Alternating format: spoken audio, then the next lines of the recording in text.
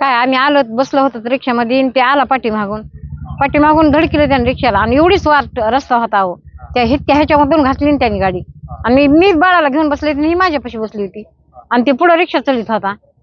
आणि पुन्हा ते दुसऱ्या माणसाने समोरून गाडी घातली अशी त्याला ओढलं असं थांबून गाडी थांबली की लगेच धरलं गचरलं की ओढलं खाली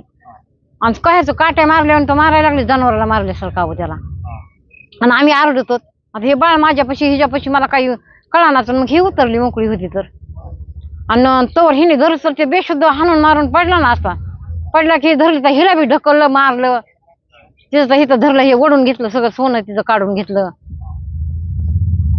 किती जण होते मारणारे घाबरले तुम्ही? मारणारे काय अगोदर 5-6 जण होते आणि पुन्हा सगळे लई जमले असे म्हणजे ओळखूच येत नव्हते ते इतके